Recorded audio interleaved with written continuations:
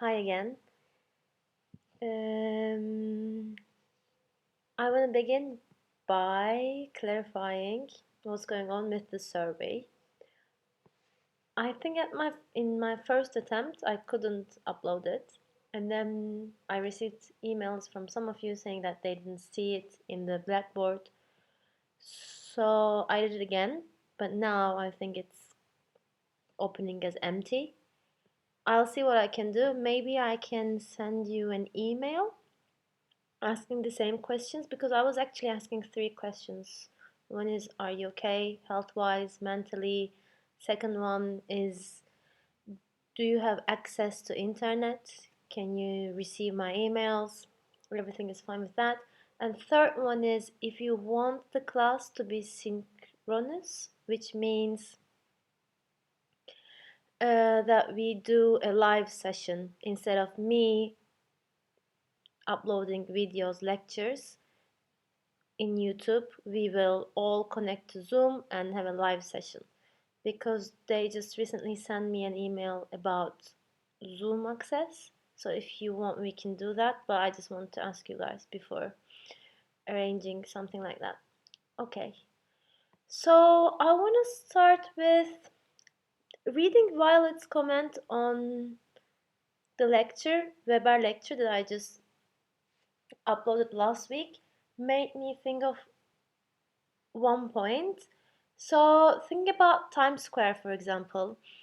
Yeah, we can say that Times Square is enchanted by capitalism, as Marx would argue, and maybe it's contradictory thinking of Times Square with Weber's notion of iron cage, because Weber is talking about an iron cage capitalism and like this gray world, but you when you go to Times Square, it's just like very enchanted in a different way. Yeah, so I just want to highlight the fact that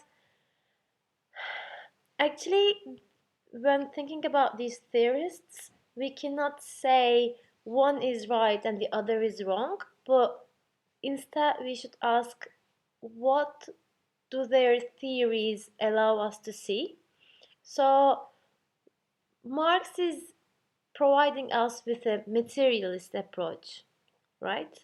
So maybe thinking about New Yorkers working all the time, yeah?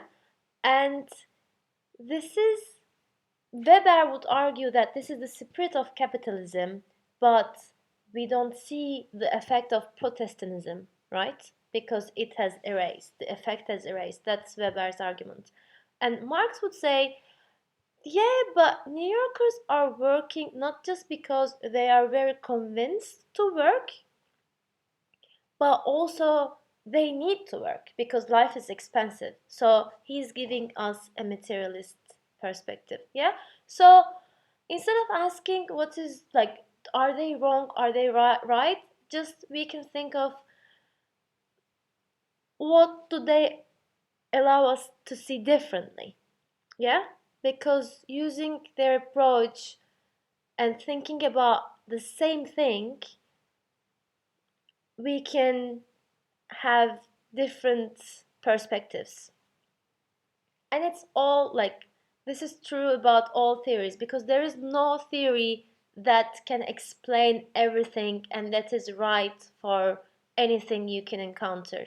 So each theory provides us with some perspective, and you don't have to judge them as one being more true than the other. Okay, this was I think, one of the last things that I want to say about Marx and Weber. Let's go on with Farman's article on death and cryonics. So a little bit about Abu Farman's background. He is Tal Assad's student. He did his PhD at the Graduate Center, and his advisor was Talal Asad, as you remember Talat Azar. Abu Farman was my advisor when I was doing a master's at the new school. So And the video that we watched, that he was with his wife, his partner, that they did a jewelry out of Leo's tumor. That video doesn't directly speak to this article, but I just want to give you a sense of the kinds of works that Farman is interested in. So he is interested in, I think, in the idea that how can we see death in a different perspective. Also, he has an article on terminality. In that article he's writing about how does the medical perspective change when a patient is announced to be terminally ill. So he argues that the patient becomes in this transitory category of, like, for example, that patient can go through some procedures that the others are not allowed to go, for example. So what do these different kinds of viewing persons tell us about our ideas on death, living, or body? I mean, it's a very good article. It's a little bit sad article, but if you wanna look at that, I recommend. So, but this one is about cryonics, and it's not, I mean, it's mostly based on cryonics, but he's saying I was looking at three domains actually: cryonics, biogerontology, and artificial intelligence. So all these three domains are subfields of what is called transhumanism. And one of you was talking about this in her reflection paper. Actually, she was saying, like, I need to look up these different terminology. But transhumanism basically is practices uh, that try to come up with a better version of humans. So there's this idea that our biology is limited, right? So death is inevitable, and now, as for now, everyone is dying, even at old. I mean, even if science has managed to kind of expand the life scope, there is no cure for that yet. And some of you in your reflection papers saying, like, oh, I thought cryonics, these practices were trying to cheat that, but now I understand it's about extension of life instead of cheating that. But actually, the main idea of transhumanism is not to cheat that, but to overcome death, actually. Yeah, because they want to come up with a better version of humans that they can live beyond their physical limitations. So this is the underlying characteristics of these three subfields that Farman is interested in: cryonics, biogerontology, and artificial intelligence. Artificial intelligence, the difference is from cryonics that they believe everything is in the mind. So what makes the person is the mind first and foremost. Yeah. So if you preserve the mind, for example, and upload it on another body, that entity will be Zainab. That's the underlying logic of the people who are interested in artificial intelligence. By the way, if you're interested in these kinds of works, I, I strongly recommend an episode from Black Mirror, which is San Junipero. It is the season 3, episode 4. And yeah, I think it is in Netflix, but if you don't have Netflix, just let me know. I can find you other ways.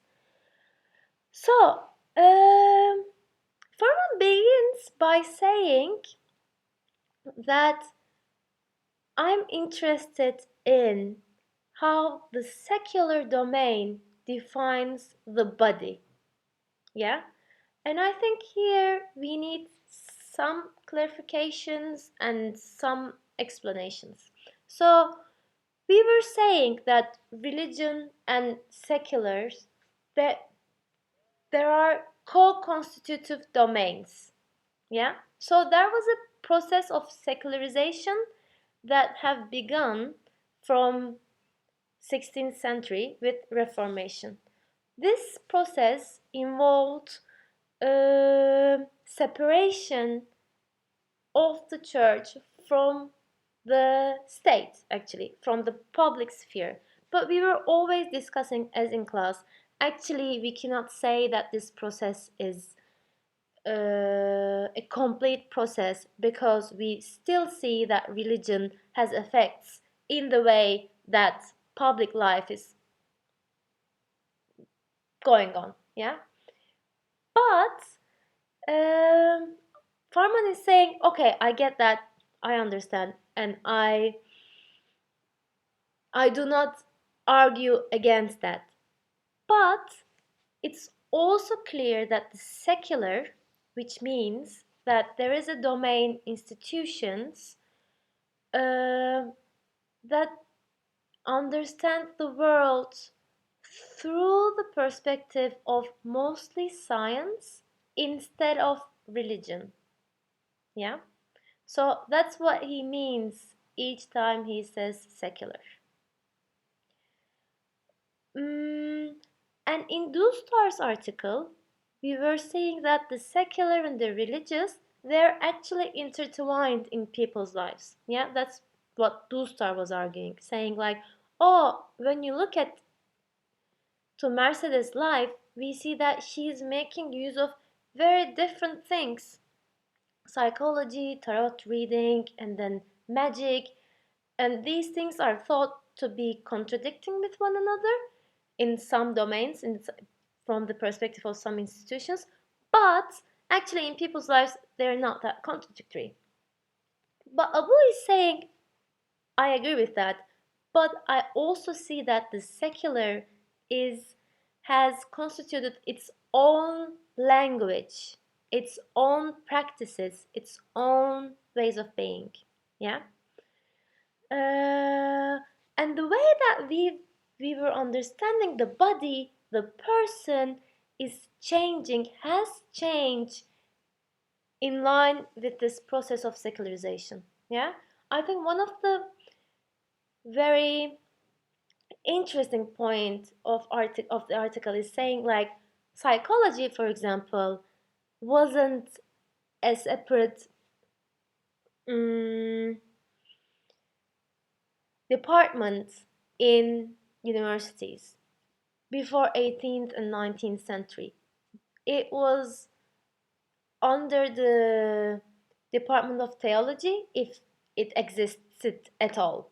But after the 18th and 19th century, psychology had become a department and attempted to understand the human mind without any reference to the soul, without any theological religious reference. So Abu is saying that there was a transition from understanding the human with the understanding the person through the main concept of the soul. So the soul was the main thing that made us human. Yeah. So people were thought to be alive because they had souls, and that soul belonged to God. Yeah. But in line with this transition from with secularization, there is a shift in understanding the person. There is a shift in leaving behind the soul but understanding the person through the mind mostly. And he's saying this is also a fiction. Yeah? Like he is not taking the body or the mind as natural objective categories, but saying that I'm interested in seeing how the secular defines the person through its own arbitrary, fictitious categories. Um, and he's saying that there is an emphasis on understanding, trying to understand the person through the material, through the body, through the cells, so the neurons, the mind. But when I look at cryonics, when I look at how they define the person as the patient, they define a body as a waiting entity and not as death, whereas the legal perspective defines the same body as a dead person. I see a contradiction. Like the same thing, but two different domains within the secular sphere define the same entity, the same body differently. Because as you've seen in the video, those bodies were referenced as patients, Ria, and he was talking about this moment of transition. So the way it works, you go to an institution of cryonics and say, I want to be frozen after my death. Here is my money, take it, and I I want to be relived again, reanimated again when it's possible. Yeah. Um, the way it worked.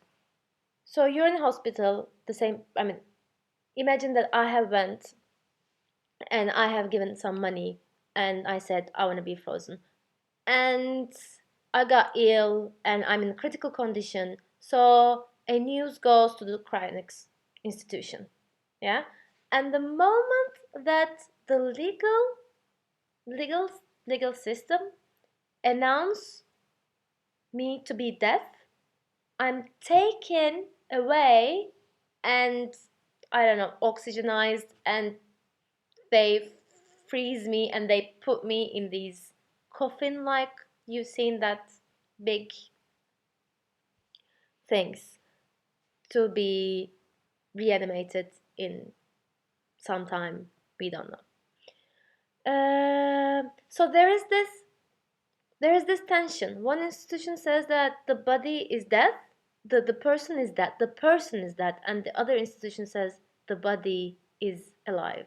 So he says, Parman says, the reason why the legal entities think that that person is dead because she's no longer the rational autonomous subject. I think Thomas was talking about this in his reflection paper, saying like this liberal idea of Western person with reason, rationality. So the person is regarded as dead because she is not reasonable enough to conduct certain practices. Yeah? And in this one, the person is not regarded as that because the material that the person is consisted of is thought maybe in some future can be reanimated. Yeah? So he's what Abu Farman is saying, the secular understands the way that the secular understands the body is arbitrary. And even if there is an obsession in understanding the body through the material, the ideas about the person still is there. The idea that the person should be autonomous, that the person should be reasonable, and the Western medical scientific regime is trying to establish a correlation between the two, between the ideas to understand the person and between the way that the person is understood through the material. Yeah. So I think even if Farman doesn't refer to that in the article, I think this is a very interesting case to see that how the secular domain is also enchanted. Because I just want to ask you this question, and some of you brought this up in your reflection papers. How can you be sure? Like, how can you be sure that in someday there will be enough innovations and you will be reanimated. Yeah? It's like you need faith in it, in a way. And you see that even if in this case makes it so visible, transparent, that even if science it claims to be based on objectivity, on like on facts, given facts, you see that it's also about faith in science. If you remember the very first article we read, Tyler's article, for example, and the way that he had faith in science, even if he had doubts that there were spirits in what he was observing. So, yeah, I was very surprised to see the video, because the video is just like they're freezing bodies, and they really don't know. They really don't know what's going to happen. And I really like Rebecca's reflection paper also, because she's saying like, yeah, I mean, just do it if you have the money, but what can you lose? Yeah, but it's, I think that's very true. But also for me, it shows the way that science also requires faith. Science is also based on faith. And yeah, I wanna see your thoughts, comments on this. We will continue with divination, fortune telling in Turkey, and we'll see what happens. I don't know about the second assignment yet. I need to think about the assignments also.